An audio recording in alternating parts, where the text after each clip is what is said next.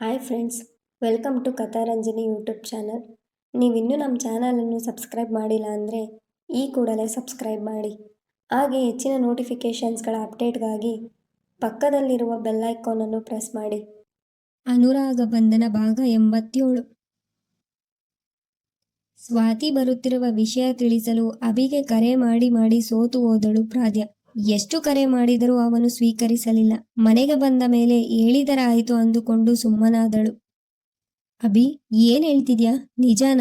ಅಭಿ ಹೇಳಿದ ವಿಷಯ ಕೇಳಿ ಆಶ್ಚರ್ಯವಾಯಿತು ರಾಘವ್ಗೆ. ನಿಜ ರಘು, ಎಷ್ಟು ಸಲ ಕೇಳ್ತಿ? ಅವನನ್ನೇ ನೋಡುತ್ತಾ ಕೇಳಿದ ಅಭಿ. ಈಗ ಮದ್ವೆಗೆ ಅಷ್ಟು ಅರ್ಜೆಂಟ್ ಏನಿದೆ? ನೀನು ಹೋಗ್ತಿರೋ ಸ್ಪೀಡ್ ನೋಡಿದ್ರೆ ಯಾಕೋ ನಂಗೆ ಭಯ ಆಗ್ತಿದೆ, ಹೇಳಿದ ರಾಘವ್. ಅರ್ಜೆಂಟ್ ಅಂತ ಅಲ್ಲ, ಅವಳಿಗೆ ನನ್ನ ಬಿಟ್ರೆ ಬೇರೆ ಯಾರಿಲ್ಲ, ಅದಕ್ಕೆ ಮದುವೆ ಆಗ್ತಿದ್ದೀನಿ. ಮದುವೆಗೆ ಇನ್ನು 2 ದಿನ ಇದೆ. ನಿನ್ನ ಭಾವನಿಗೆ ಅಕ್ಕನಿಗೆ ಫೋನ್ ಮಾಡಿ ಹೇಳ್ದೆ. ಬರುವಾಗ ನಿನ್ನ ಅಮ್ಮನನ್ನು ಕೂಡ ಕರ್ಕೊಂಡು ಬರೋಕೆ ಹೇಳ್ದೆ. ನೀನು ಒಂದ್ ಮಾತು ಹೇಳು, ಹೇಳಿದ ಅಭಿ. ಅಭಿ, ನೀನು ಅವಸರ ಮಾಡ್ತಾ ಇದೀಯ ಅನಿಸ್ತಿದೆ ನಂಗೆ. ನಿನ್ ಮನೆಯವರಿಗೆ ಹೇಳದೆ ಮದುವೆ ಆದ್ರೆ ಮತ್ತೆ ಅವರು ನಿನ್ ಮನೆಗೆ ಸೇರ್ಸ್ಕೊಂತಾರಾ? ನಿನ್ನ ಒಬ್ಬ ಅಣ್ಣನ ಮದ್ವೆ ಮುರಿದು ಬಿತ್ತು, ಅದರ ಜೊತೆ ನಿನ್ ಅಕ್ಕನ ಸಾವು. ಈಗ ನೀನು ಹೇಳದೆ ಕೇಳದೆ ಮದುವೆ ಆದ್ರೆ ಅವರಿಗೆ ನೋವಾಗೋದಿಲ್ವಾ? ಅದರಲ್ಲೂ ನಿನ್ನ ಅಜ್ಜಿ ಮತ್ತೆ ನಿನ್ ದೊಡ್ಡಮ್ಮನಿಗೆ ಹೇಳದೆ ಮದುವೆ ಆಗೋದು ತಪ್ಪು ಅಂತ ನಿಂಗೆ ಅನ್ನಿಸ್ತಿಲ್ವಾ? ಕೇಳಿದಾಗ ತಲೆ ತಗ್ಗಿಸಿದ ಅಭಿ. ಅಮ್ಮಮ್ಮ ಮತ್ತೆ ದೊಡ್ಡಮ್ಮ ನನ್ನ ತಪ್ಪನ್ನು ಕ್ಷಮಿಸ್ತಾರೆ ಅನ್ನೋ ನಂಬಿಕೆ ನನಗಿದೆ. ಮದುವೆ ಆದ ಸ್ವಲ್ಪ ದಿನಗಳ ನಂತರ ಅವರಲ್ಲಿ ಎಲ್ಲ ಹೇಳ್ತೀನಿ, ಹೇಳಿದ ಅಭಿ. ಸರಿ, ಹೇಳಿದ ರಾಘವ್ ಮತ್ತೇನು ಮಾತಾಡಲಿಲ್ಲ. ಅಭಿ, ಆಗ್ಲೇ ಅಷ್ಟು ಕಾಲ್ ಮಾಡಿದ್ದೆ, ನಿನ್ ಕಾಲ್ ಯಾಕೆ ರಿಸೀವ್ ಮಾಡ್ಲಿಲ್ಲ? ಅವನು ರಾತ್ರಿ ಹೋಗುತ್ತಿದ್ದಂತೆ ಕೇಳಿದಳು ಪ್ರಾದ್ಯ.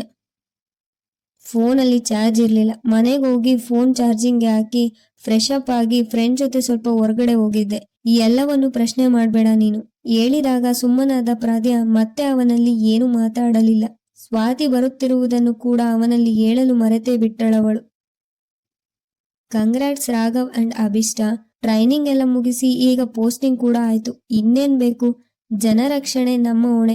ಜವಾಬ್ದಾರಿಯುತ ಸ್ಥಾನದಲ್ಲಿರೋ ನಾವು ಜನರನ್ನ ದರೋಡೆಕೋರರನ್ನ, ಕೊಲೆ ಸುಲಿಗೆ ಮಾಡೋರನ್ನ ಶಿಕ್ಷಿಸೋ ಕೆಲಸ ಮಾಡ್ಬೇಕು. ನಿಮ್ಮ ಮೈಗೆ ಹಾಕೋ ಕಾಕಿ ಬಟ್ಟೆಗೆ, ತಲೆ ಮೇಲಿರೋ ಆ ಟೋಪಿಗೆ ಮರ್ಯಾದೆ ಕೊಡ್ತೀರಾ ಅಂತ ನಂಬಿದ್ದೀನಿ. ಒಳ್ಳೆ ಕೆಲಸ ಮಾಡಿ ಜನರ ನಂಬಿಕೆನ ಉಳಿಸಿ. ನಿಮ್ಮೂರು, ನಿಮ್ಮೆತ್ತವರು ಹೆಮ್ಮೆ ಪಡುವಂತ ಕೆಲಸ ಮಾಡಿ. ಎಲ್ಲ ಒಳ್ಳೆಯದಾಗಲಿ. ರಾಘವ್ನ ಭಾವ ಅವರಿಬ್ಬರನ್ನು ಕೊನೆಯದಾಗಿ ಅಭಿನಂದಿಸಿ ಪೋಸ್ಟಿಂಗ್ ಲೆಟರ್ ಅವರ ಕೈಗಿಟ್ಟಾಗ ಇಬ್ಬರ ಕಂಗಳು ಕೂಡ ಸಂತಸದಿಂದ ತೇವವಾಗಿತ್ತು.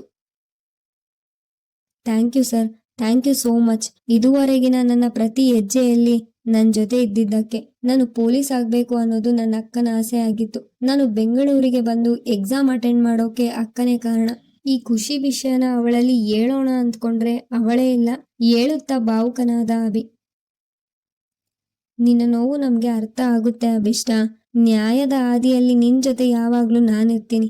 ನಿನ್ನ ಅಕ್ಕನ ಸಾವಿಗೆ ನ್ಯಾಯ ದೊರಕಿಸಿ ಕೊಡೋದು ಈಗ ನಿನ್ನ ಕೆಲಸ. ಈಗ ಕೈಯಲ್ಲಿ ಅಧಿಕಾರ ಇದೆ ಅಂತ ಅಧಿಕಾರನ ಯಾವುದೇ ಕಾರಣಕ್ಕೂ ದುರುಪಯೋಗ ಪಡಿಸ್ಕೋಬೇಡ. ಸತ್ಯದ ದಾರಿಯಲ್ಲಿ ನೀನು ನಡೀತಾ ಇದ್ರೆ 108 ವಿಘ್ನಗಳು ಎದುರಾಗುತ್ತೆ. ಯಾವುದಕ್ಕೂ ಕೇರ್ ಮಾಡದೆ ಮುಂದೆ ಸಾಕ್ತಾ ಇರು. ಮುಂದೆ ನೀನು ಎಷ್ಟೇ ದೊಡ್ಡ ವ್ಯಕ್ತಿಯಾದ್ರೂ ನಿಯತ್ತು ಬಿಡ್ಬೇಡ. ನಮ್ಮ ನಿಯತ್ತು ನಮ್ಮನ್ನು ಕಾಯುತ್ತೆ, ಹೇಳಿದರು ಪ್ರತಾಪ್. ಅವರ ಮಾತನ್ನು ತಲೆಯಲ್ಲಿಟ್ಟುಕೊಂಡು ಅಭಿ ರಾಘವ್ ಅಲ್ಲಿಂದ ಹೊರ ನಡೆದರು. ಅಭಿ, ಈಗಾದ್ರೂ ನಿನ್ ಮನೆಯವರಿಗೆ ವಿಷಯ ಹೇಳೋ. ಪೋಸ್ಟಿಂಗ್ ಲೆಟರ್ ನೋಡುತ್ತಾ ನಡೆಯುತ್ತಿದ್ದ ಅಭಿಗೆ ರಾಘವ್ ಹೇಳಿದ.